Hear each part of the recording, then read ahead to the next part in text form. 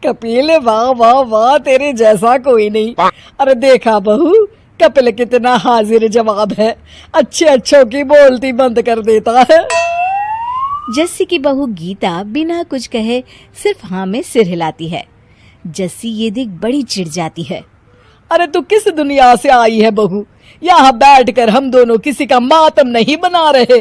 अरे सामने कपिल शर्मा का शो चालू है और तुझे हंसी नहीं आ रही। बड़ी अजीब है तू। हंस तो रही हूँ मौजी। अरे कहाँ हंस रही है? मुझे तो नहीं दिख रहा। कैसी बहू मिली है मुझे, जब देखो मुंह में दही जमाए रहती है। अब मैंने क्या कर दिया माँ जी? और वही तो रोना है कि तू कुछ करती ही नहीं।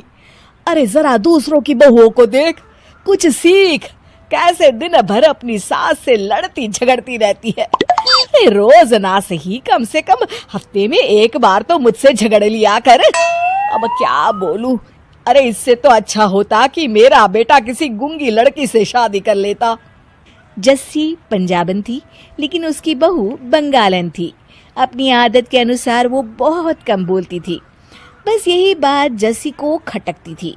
दोनों का खान पान भी अलग था। ये लीजिए माँ जी, गरम गरम मच्छी करी राइस खाइए। आप भी खाइए ना आंटी जी। जस्सी और उसकी रिश्तेदार दोनों एक दूसरे का मुंह देखने लगते हैं। लो, करवा दी ना मेरी बेइज्जती। अरे ये मेरी बहन यहाँ चिकन खाने आई है और तू हमारे सामने मछली परोस रही है। मैं तुझे बिल्ली लगती हूँ क्या, जो रोज रोज मुझे मछली खिलाती है? एक बार चौंक कर तो देखिए माँ जी, ये पॉपलेट है। अरे पॉपलेट हो या ऑमलेट, मुझे नहीं खाना। अरे हटा, तंग आ गई हूँ मैं रोज रोज वही खाना खा के। अरे अपनी पसंद के साथ साथ थोड़ा मेरा भी तो ख्याल कर लिया कर। लेकिन नहीं, तुझे तो सिर्फ अपनी जबान के चस्के को पूरे करने हैं। जस्सी फिर से अपने बेटे विशाल को कोसने लगती है। अरे तुझे बोल के क्या फायदा? घर में ये सारी नौटंकी तो मेरे कमकल बेटे की वजह से हो रही है। कहा था बेटा, बंगाली लड़के से शादी मत करियो। ये लोग सिर्फ मछली के सिवा कुछ खाते ही नहीं। अरे हम ठहरे पंजाबी, खाने पीने के शौकीन। गीता तो अपनी सास को कोई जवाब नहीं देती। ये देख जस्सी और चिढ़ जाती है। अरे अब भूत बन के क्यों खड़ी है? कम से कम मुझसे झगड़ा तो कर ले, थोड़ी बहसबाजी कर ले।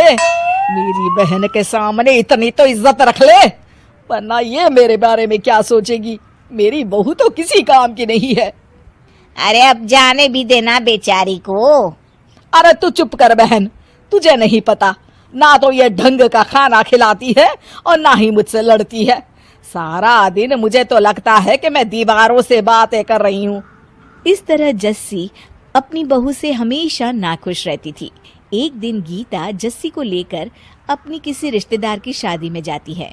वहाँ की सभी औरतें गीता को ताने मारती हुए कहती है, और गीता, ये तूने क्या कर दिया? एक पंजाबी घर में शादी कर ली? अरे हमारे बंगाली लड़के मर गए थे क्या? हाँ ममता, इसके दिमाग में तो लव मैरिज करने का भूत सवार था। अब बेचारी अपनी गलती की सजा भुगत रही होगी। मैंने सुना है तेरी पंजाबन सास सारा दिन पटर पटर करती रहती है और लड़ने में भी उस्ताद है। अरे सिर्फ इसकी सास ही नहीं, सभी पंजाबी औरतें ऐसी ही होती है। कहाँ हम बंगाली जो कम बोलना पसंद करते हैं, और कहाँ वो पंजाबी जो अब देखो कायची की तरह जबान चलाते ही रहते हैं। गीता, तू तो तंग आ गई होगी। पता नहीं तू कैसे अपनी खड़ूस सास को झेलती होगी। जस्सी एक तरफ खड़ी सब सुन रही होती है कि तभी गीता उन सब को जवाब देते हुए कहती है, देखो तुम सब कुछ ज्यादा ही बोल रही हो।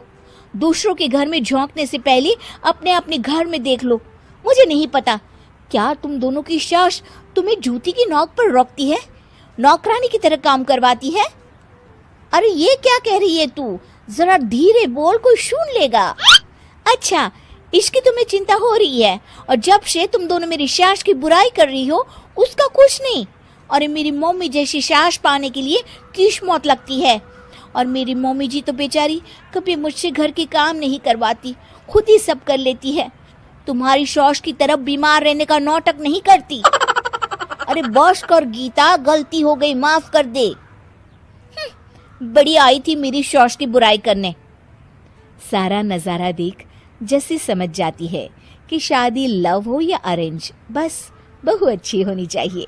अपनी बहू की नजरों में खुद की इतनी इज्जत देख जस्सी खुशी से फूली नहीं समाती।